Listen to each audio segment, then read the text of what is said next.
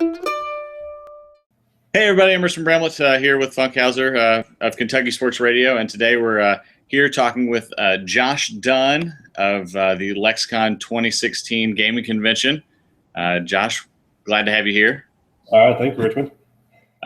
Before we get started kind of talking about the convention, I want to thank you you and the rest of the Lexicon guys for helping us out in the fall for the 24-hour gaming marathon that we did for Kentucky Children's Hospital. We raised about $2,000, and a large part was due to your all's help and hospitality, and kind of helped us out with that. So we certainly appreciate that. Absolutely. So what are we shooting for next year? 4,000?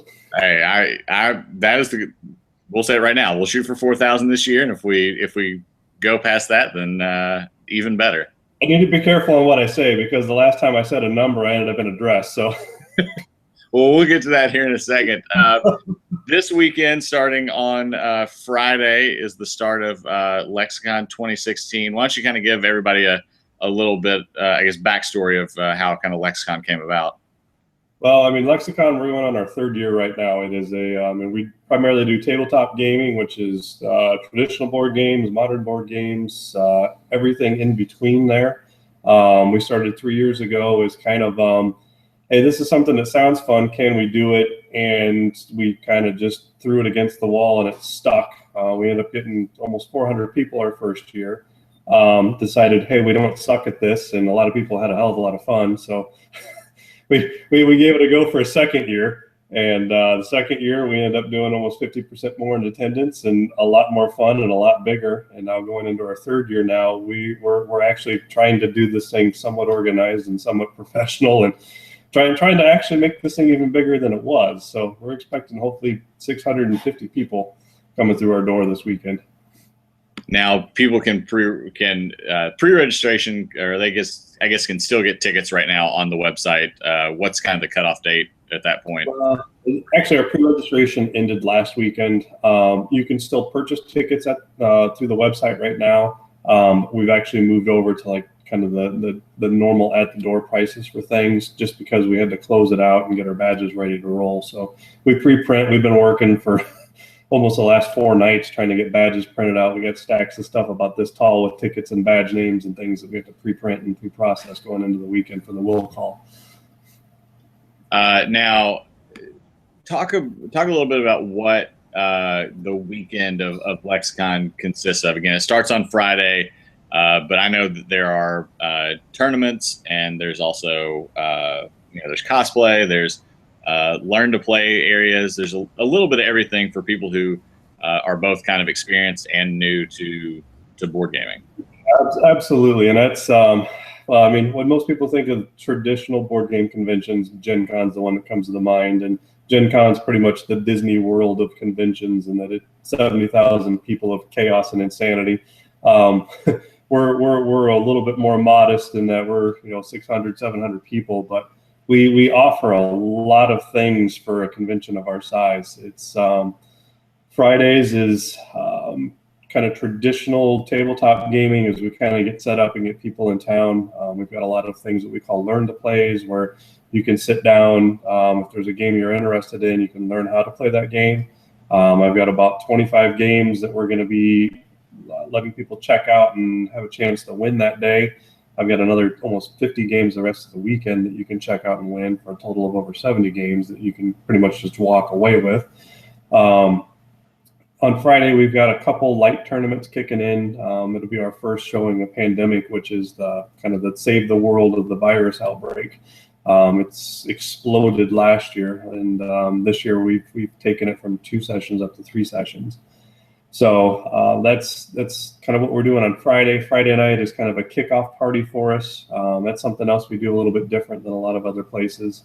West 6th is one of our sponsors. It's a brewery down here in Lexington that shows us a lot of love and a lot of support, and we do a lot of fun things with them. They help us out with a couple adult beverages on Friday and Saturday nights. Yes, I had one of those before I came here. So and then on Friday night, actually, we're doing something a little bit different. One of our directors is actually going to have a trivia contest. So we're going to have kind of group trivias, and They're just going to give away prizes pretty much every round of questions. There's a prize for the right answer and a prize for the dumbest or worst answer. So pretty much if you're good or you suck, you still get something fun. So Absolutely.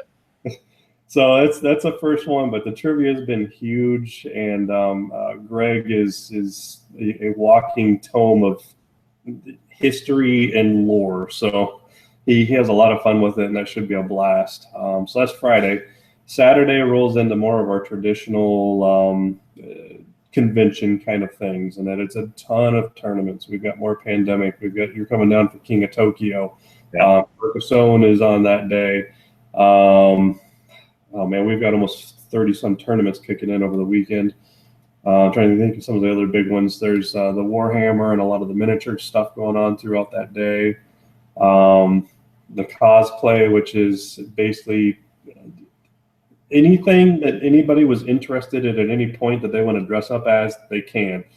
So you've got Lord of the Rings, Star Wars, the Japan anime characters, Adventure Time. There's an Adventure Time dog guy that walks around most of the weekend. So there's a contest for that we're giving away prizes to actually KentuckyOCon, which is another one of our kind of I guess cousins, and they show us a lot of love and support too. So they're giving away some badges for their convention coming up in August for being participants of that. And then on Saturday night's kind of our headline party there, where we're doing a lot of kind of goofy dexterity stuff. I actually went and made my own stuff. I don't know how well this comes across here, but we're going to do basically a Lexicon, which is our version of beer pong. Nice. And we're going to use these as spoons that kind of bat away the ping pong balls coming at you. And then we're going to actually do a game of spoons afterwards for this. Nerf guns, I think, are going to be involved in it somehow too. Again, a little bit more drinking, probably a 30, 40-person werewolf event. So it's a lot of stuff going on. Now, also, sorry to interrupt you, but there's also something else going on Saturday night as well. You're going to be in some sort of that may have happened. So you're kind of asking on a couple of things on what we've done. Kickstarter is how we try to kind of pre-fund. I mean, a majority of our cost is the convention space itself. And to help us out, we do a Kickstarter usually in the fall prior to the convention. And this year we kind of set a goal that was a little lofty on what we thought we could get from our backers kind of as a pre-registration. And we put a number out there, and I think the deal was that I would be dressed up as Dorothy from Wizard of Oz. And we kind of exploded past that goal. And yes, I received via Amazon earlier this week my extra large Dorothy dress, and my wife and my daughter have got about a half a pound of glitter and some red spray paint, and I've got the red slippers coming. So I have to host a party dressed as that. Well, I think everybody will get a kick out of that, and I think Saturday night certainly sounds like it's going to be a lot of fun. And I'm not even part of the cosplay, so ineligible for the prizes. I am ineligible, so the beard will stay. That will be that's the just sort of draws the dress together. So, well, yeah, I'm sure there will be plenty of pictures on Facebook, and certainly while I'm there, I'll send a few out on Twitter as well. So yeah, I mean that's just really kind of that's just again what separates us a lot is we try to add a lot of kind of character and just a lot more fun and sort of our own sort of flair to things, if you will. I don't have 50 pieces of flair on me right now, but but I may on Saturday night. So so I went to Gen Con last year. That was my first. I went to Gen Con as my first ever gaming convention in my first year of doing this. It was a little overwhelming. What is, for someone who's never been to a convention, why is Lexicon kind of a nice first start for people? So Gen Con's where you go to experience the huge epicness it's the all hype of every new and amazing game that has ever been hyped for that year is supposed to be released and announced and available there. And it's a lot of hype and it's a lot of sightseeing, but there's not a lot of like real gaming. It's hard to do it because there's so much going on. What we offer in a convention our size is I've got 70 sessions where you can sit down with 4 other people with a GM that's got a game already set up, and you can sit down and actually learn a game without having 65,000 people trying to rummage through all of it. So we've got that going on. It's also just a lot smaller of an environment, so you tend to recognize people a lot more. So if there's a group you hooked up with on Friday night and you're like, hey, I really like gaming with those guys, you'll see them again on Saturday, and it's easy to track them down and get another session started. So we're also a lot more open in that you can game up through the entire night there. We've got a 1,200 game library that you can check out games through the entire weekend. And it's just a lot more approachable, and it's just a lot more personable. You know the staff by name. You'll know me by the end of the weekend. And most of our staff will be there, and it's just familiar faces, and it's just easy to know where things are and what you want to do. Now, this is, and I don't know if this got said at the beginning, but this will be at the Clarion Hotel. Yep, up on Newtown Pike. Just right south of the I-75 interchange. Yeah, just right off the exit. You can see it. You can see it from the state. I had just passed through there a couple days ago, and free parking, easy to get in and out of. The registration table is right outside the kind of the convention area entry right there, so it's easy to get to. It's easy to find everything, so it's really convenient, especially coming in from Louisville or coming in from Cincinnati.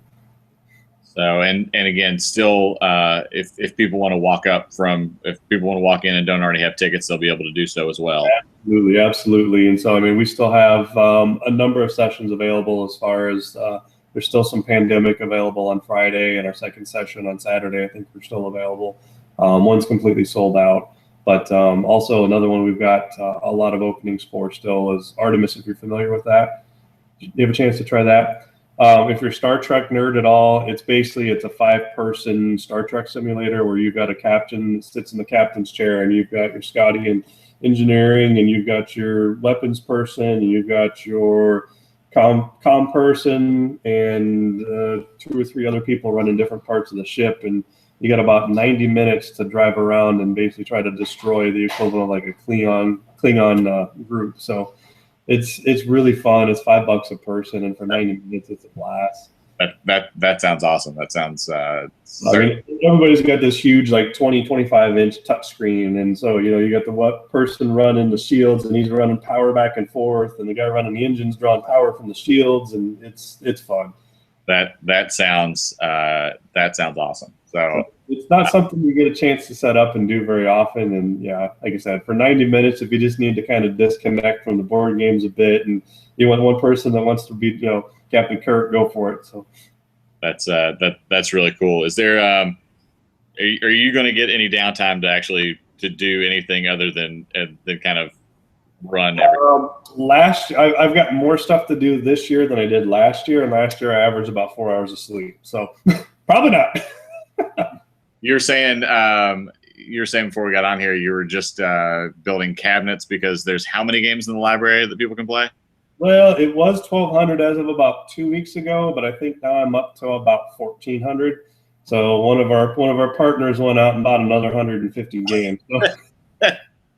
So and my wife is actually the head librarian. And she was about ready to punch somebody when he brought in 4 the giant IKEA bags that are about like this that hold about 20 games. He brought 5 of those in. Yeah. Yeah. So it's a lot. It's ridiculous. So. Well, good. Well, I know that I hope a lot of people come out who don't already have tickets, see this and come out and help. Help support you all and help and just kind of have a good time this weekend. I'm excited to come down on Saturday. I do not get to game nearly as much as I would like to. This is going to kind of be my release for a little bit. Yeah, it's. I mean, that's one of the best things is going to a con that you're not involved with, because then you can actually sit down and enjoy it. So, yeah, we went out to a convention out in Charleston back in November, and that was great because I could just sit down and the game was already set up and the cards were dealt, and it was just sit down and play. And you have to put it away when you're done. You just walked away. So that's what's great for gamers is a lot of times it's already set up and ready to roll. So it's going to be a good time. I know, again, with you all helping us out with the gaming marathon last year, and again, hopefully this year. I wanted to make sure that everybody kind of got to know you all and got to know this event, because I'm excited about it, and I hope people will be as excited about it as I am.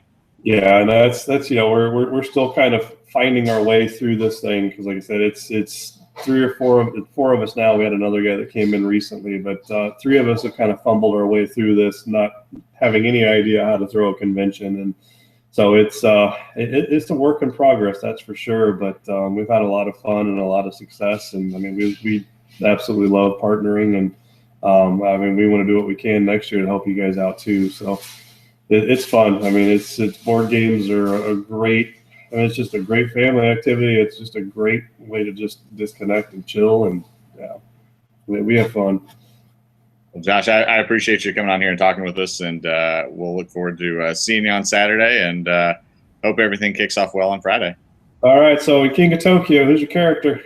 Can I bring in somebody from King of New York, or do I have to stay strict to King of Tokyo?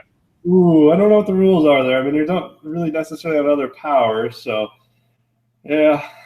Oh wait, are we not playing? Are we playing power up expansion, or are we just playing straight up King of Tokyo? I think it's going to be straight up, because just the number of decks or number of boxes that we need for it. I don't know if we can have enough expansions to support all that. Well, if I bring my own, I'll probably be Captain Fish. If not, I will. I'll probably stick to the King. Okay. So, well, Josh, I appreciate it, and again, we look forward to seeing you this weekend. All right, man, track me down. I'll be wearing a green shirt one day, and we got some fun stuff in store for some of our Kickstarter backers too. So, I have my hands in a shirt that should be fun on Friday night or Saturday night. So awesome. Well, you will not be hard to spot on Saturday night at some point, I'm sure. All right, man, I appreciate it. All right, thank you, Richmond.